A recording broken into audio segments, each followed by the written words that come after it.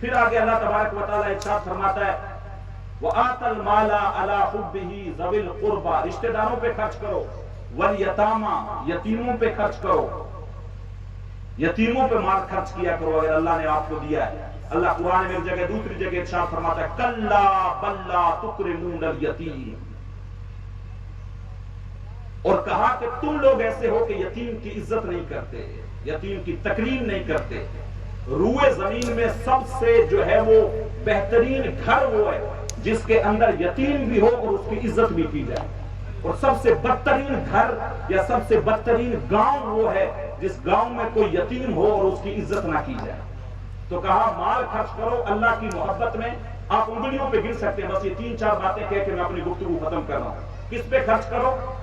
اپنے قریبی رشتہ داروں پہ، اللہ کی محبت میں کرو، دکھاوے کے لیے نہیں، فیس بک پہ فوٹو ڈالنے کے لیے نہیں، لوگ یہ کہیں کہ فلاں بڑا سخی ہے اس لیے نہیں، چپکے سے کرو۔ یتیموں پہ خرچ کرو، آگے ارشاد فرمایا والمساکین، جو فقیر ہیں مسکین ہیں ان پہ خرچ کرو۔ پھر آگے ارشاد فرمایا وابن السبیل، مسافر پہ خرچ کرو، راستے کا جو مسافر رہتا ہے، کہیں دور دراز سے آیا آپ کے یہاں سے گزر رہا تھا، پیسے ختم ہو گئے، اس کے پاس کچھ نہیں ہے، اس کی مدد کرو۔ آگے ارشاد فرمایا والسائلین، اور وہ محتاج جس کے پاس کچھ ہے نہیں اور وہ آپ سے سوال کرے، آپ سے مانگے، اور آپ جانتے ہو کہ واقعی میں یہ محتاج ہے، سائل ہے، اس کے پاس کچھ نہیں ہے، اس کی مدد کرو۔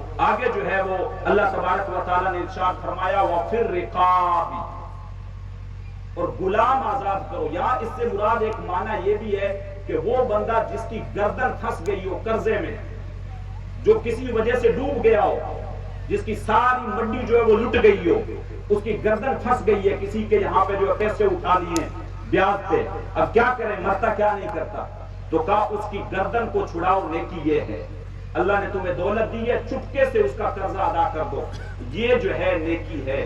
تو آپ انگلیوں پہ گن سکتے ہیں، اپنے غریب رشتہ داروں پہ اللہ کی محبت میں خرچ کرنا نیکی یہ ہے، یتیموں پہ خرچ کرنا نیکی یہ ہے، مساکین پہ خرچ کرنا نیکی یہ ہے، اور جو مسافر ہیں راہ چلتے ان پہ خرچ کرنا نیکی یہ ہے، اور جو محتاج سائل ہیں ان پہ خرچ کرنا، یا جن کی گردن پھنس گئی ہے قرضے میں، ان کی گردن کو چھڑا دینے سے مراد یہ ہے کیونکہ جس پہ قرضہ زیادہ آ گیا وہ بیچارے کی گردن پھنسی گئی ہے، تو اس کی گردن کو چھڑا دینا۔ یہ 6 چیزیں اللہ نے ذکر کرنے کے بعد اب کیا ارشاد فرمایا؟ اب ارشاد فرمایا وَأَقَامَ الصَّلَاةَ وَآتَ الزَّكَاةَ، اب کیا کرو، نماز قائم کی جس نے اور جس نے زکوٰۃ ادا کی، یعنی یہ چیزیں کرو آپ لازمی، پھر جو ہے نماز ادا کرو، پھر آپ اللہ کی بارگاہ میں زکوٰۃ دو۔ مسجد پڑی ہوئی ہے آپ کی، ویران پڑی ہوئی ہے، یہاں پہ کوئی نمازی نہیں آ رہا ہے، اتنا ماحول جو ہے ہمارے گاؤں کا روز بروز بگڑتا چلا جا رہا ہے، اس پہ بھی ہمیں توجہ دینے کی ضرورت ہے۔ اپنے مال کو صاف ستھرا رکھیں، پاکیزہ رکھیں۔ اگر کوئی یہ سوچتا ہے جوئے میں پیسے لگا کے 10 لاکھ اٹھائے، 2 لاکھ مسجد میں دے دیے، ماربل لگا دیا، اس کا کوئی مال قابل قبول نہیں ہے۔ مال صاف ستھرا ہونا چاہیے۔ بابا بلے شاہ نے بھی شکوہ کیا، تساں حج بھی کیتی جاندے ہو، نال لہو بھی پیتی جاندے ہو، کھو کے مال یتیماں دا بھیج مسیتی جاندے ہو۔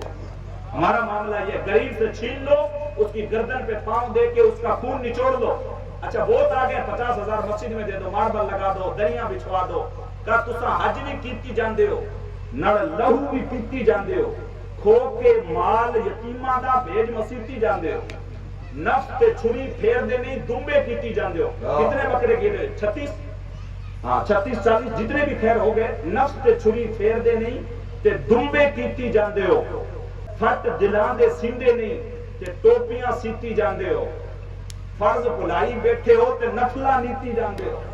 معاملہ یہ ہو گیا ہے، فرض چھوڑ دیے، نماز کوئی نہیں پڑھ رہا ہے۔ ایسے لوگوں کو بھی میں جانتا ہوں جنہوں نے 6 مہینے سے جمعہ نہیں پڑھا۔ ایک کرامت آپ کو سنا کے اب آپ بخشائیں، آگے غوث پاک کے مرید ہیں، اب آپ کو فکر کرنے کی ضرورت نہیں ہے، غوث پاک جانے اور آپ جانو بس، یا پیر صاحب کے دامن سے لگے اور پیر اور تو سب مرید فکر نہ کر، میں ہاں تو پیر صاحب تو جان رکھی اگے محشر والے میدان سے، او پیر صاحب او مرید تو فکر ہی نہ کر، تیرے پیر کا قلعہ بڑا تگڑا ہے، بڑا تگڑا۔ میں سیدھی باتیں کر رہا ہوں آپ سے، اگر نمازیں نہیں ہیں پلے میں، اگر رمضان کے روزے نہیں ہیں، اگر زکوٰۃ فرض ہے ادا نہیں کی، اگر حج فرض تھا نہیں کیا تو کوئی پیر وہاں پہ کام نہیں آئے. یہ سارا کچھ ہے. پھر پیر صاحب کے دامن سے جڑے ہوئے تو پیر کا فیض بھی ملے گا. لیکن نمازیں نہیں پڑھی, روزے نہیں رکھے, حج نہیں کی, جمعے نہیں پڑھے, پیر صاحب تو سب سوال ہوا, پیر صاحب خود پھنسے ہوں گے وہاں پہ. میں سیدھی بات کہہ رہا ہوں, اگر پیر صاحب نے نماز نہیں پڑھی پیر صاحب خود پھنسے ہوں گے وہاں پہ. وہ نصرت فتح علی خان ایک شعر پڑھتا تھا, میرے ذہن سے نکل گیا.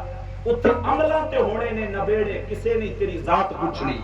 وہاں پہ ذاتیں نہیں پوچھی جائیں گی, وہاں پہ پہلے عمل پوچھے جائیں گے. عمل کون سے لے کے آؤ وہ رکھو. وہاں پہ انبیاء بھی جو ہے وہ کانپ رہے ہوں گے, کسی کو جسارت نہیں ہوگی رب کے سامنے بات کرے. وہ اللہ جو ہے وہ صرف شرط حضور کو بخشے گا کہ وہ سجدے میں سر رکھ دیں گے اور پھر ان کی بات سب سے پہلے سنی جائے گی. وہاں پہ انبیاء بھی جو ہے ہاتھ باندھ کے کھڑے ہوں گے. وہاں پہ عام آدمی کی اور پیر کی کیا جسارت ہے, کوئی وہاں پہ جو ہے وہ نہیں ہے. تو بات